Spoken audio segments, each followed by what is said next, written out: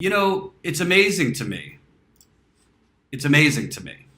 that a lot of these philanthropists, like Warren Buffett, like Bill Gates, they get just adored in the corporate media because they give a lot of their money to charity, and there's documentaries done on them, and really slobbering coverage of how great they are. You know, Warren Buffett, he goes with his grandkids to McDonald's and gave away all his fortune and lives very modestly.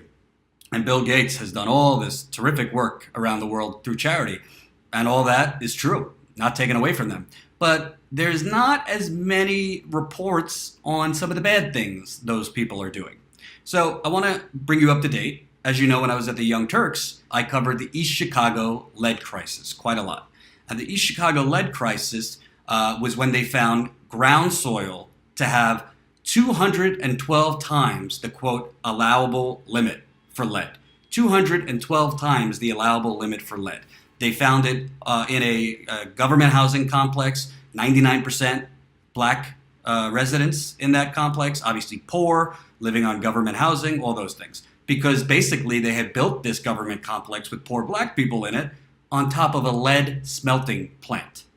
And outside of this one complex, which they found 212 times the allowable limit for lead, they also have found lead and arsenic throughout East Chicago, the city. East Chicago, a predominantly Latino and black community. It's about 40 minutes east of Chicago, Illinois. So you got Chicago, Illinois, and East Chicago, Indiana.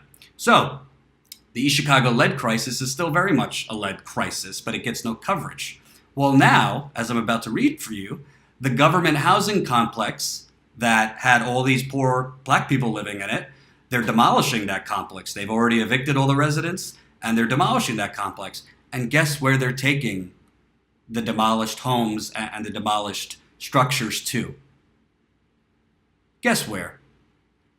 Bill Gates, the landfill company, the waste management company Bill Gates owns, they're taking the lead contaminated housing units and they're putting it in Bill Gates's Republic Services waste management company. Let me read you from this article real quick. Update.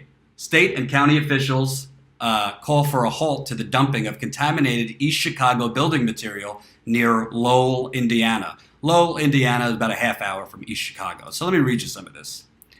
State Senator, as I get rid of the Nexium ad, State Senator Rick Niemier and Lake County Councilman Eldon Strong called for a halt to the dumping of lead-contaminated building material from an East Chicago Superfund site. What they mean by the East Chicago Superfund site is that West Calumet complex where 212 times the quote allowable limit of lead was found, where kids had been playing in this soil for years. You had mothers with all types of rare cancers and autoimmune issues. One woman I interviewed in this housing unit had to get a hysterectomy at age 29. Just a lot of people that were ill that for a long time just thought it was bad luck. Then they realized they were basically living in a toxic lead dumping ground. Quote, "This is unacceptable," Niemeyer said early Thursday of the potential for contamination of well water for thousands of residents in and around the town of Lowell. So let me just be clear so you understand what's happening here. They're moving the lead contaminated housing. Once they demolish it, they're packing it in trucks and they're bringing it to a waste management landfill in Lowell, Indiana. And who owns that waste management landfill? Who is the largest shareholder of Republic Services? Republic Services is the name. It's the number 2 largest waste management company in the United States. Who owns it? Who is the largest shareholder? One Bill Gates. Bill Gates. And we're going to get to what Republic Services is doing all over the country because it's not just Indiana. So they're moving contaminated lead that had levels way above the allowable limit. You're talking 212 times above the allowable limit for ground soil, for lead in ground soil. So they're taking it from the West Calumet complex and they're moving it to Lowell, Indiana, to Republic Services Waste Management Landfill. Well, what's dangerous about that, you might ask? Americo Engineering began earlier this month demolishing residences within East Chicago's former West Calumet housing complex as part of a cleanup of the USS Lead Superfund site. The East Chicago Housing Authority ordered more than 1,000 East Chicago residents to leave the complex in 2016 after dangerously high levels of lead and arsenic contamination in the soil were revealed. Strong said he received a complaint Tuesday from a member of the public who followed waste hauling trucks from East Chicago to the 176-acre Republic Services landfill west of this South County town. Neil Meyer said he spoke with John Blosky, principal for general contractor Americo Engineering, and the Indiana Department of Environmental Management to confirm the report that the landfill would be receiving building material from East Chicago. So I want to, earlier today, I spoke with Sam Henderson. He is an attorney for Hoosier Environmental Council, and Sam Henderson and Hoosier Environmental Council is fighting so that this lead-contaminated dumping ground with like deathly levels of lead, which were found also in the homes. So they're demolishing these homes. They got lead all over the place, not just lead, but arsenic. And then they're moving it to a landfill, which, very importantly, it doesn't have a seal so that if there's a leak at a landfill, it could seep into the groundwater. So let me play you some of the interview I had with Mr. Henderson. Here's an image of him basically giving a presentation showing the East Chicago community and where the highest levels of lead were. So that's Sam, and let me play you part of my interview with him from earlier.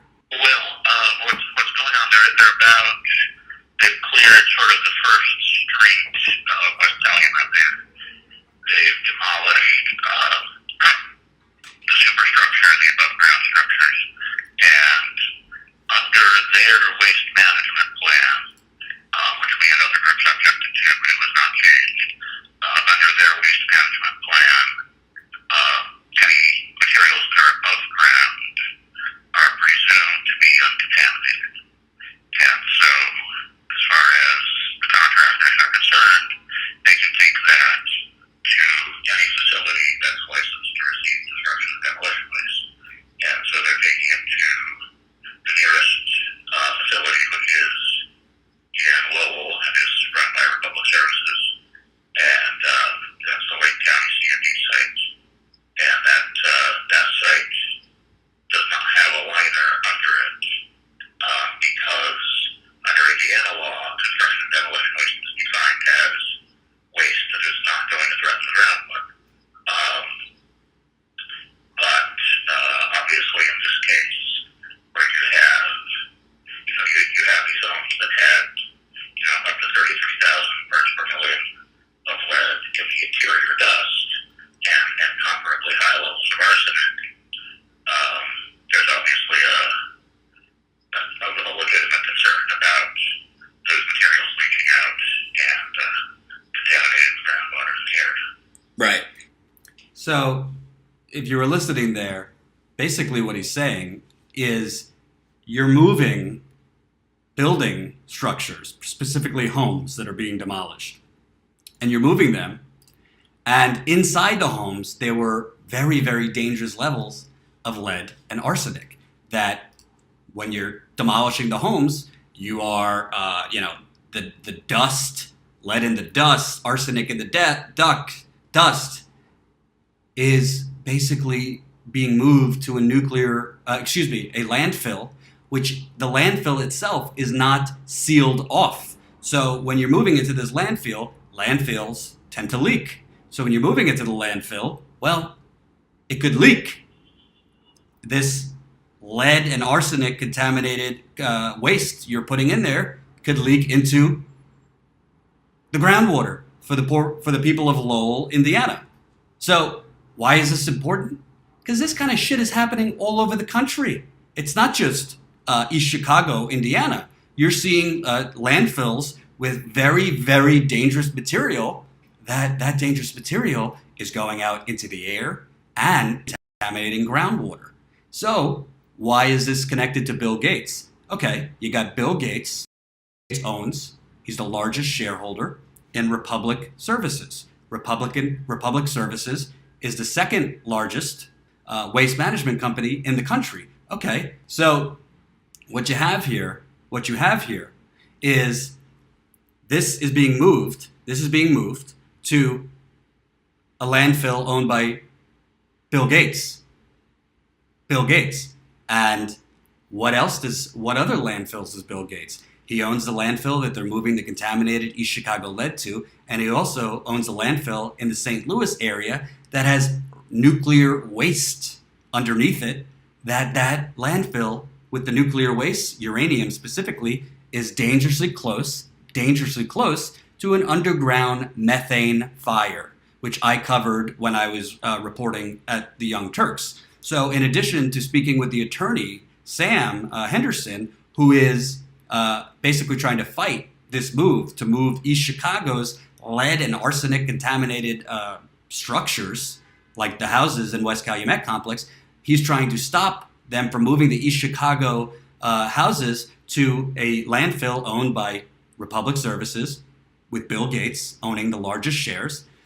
In addition to speaking with him, I spoke with a woman named Dawn Chapman earlier. Dawn Chapman, along with others, they're called the St. Louis Moms, have been fighting for Bill Gates and Republic Services to clean up their landfill in the St. Louis area with all this nuclear waste from the Manhattan Project days, when all these nuclear weapons were built. When they built those weapons, they started dumping the nuclear waste all over the country in places like St. Louis. So I spoke with Dawn a little earlier. Here's part of our conversation about East Chicago and what they're doing in East Chicago in relation to St. Louis. Is risking the groundwater in both places, is that correct? Yeah, I don't know much about the East Chicago, but what I would suggest to residents that live there, and it is a Republic landfill and accountability matters, and they haven't been a very good neighbor here in St. Louis, so there's no reason to believe they'd be a good neighbor in Chicago. But my message to those residents is, guys, landfills leak, and landfills have a lot of problems, not just even current, but can in the future. And while you think, okay, it's out of sight, out of mind, you're putting it someplace and we never have to look at it again, that's not how it works, ever. And, these things get put in landfills, they get buried, and then 10 years from now you have an issue. And once an issue arises, landfills are very difficult and complicated to clean up and fix once a problem occurs.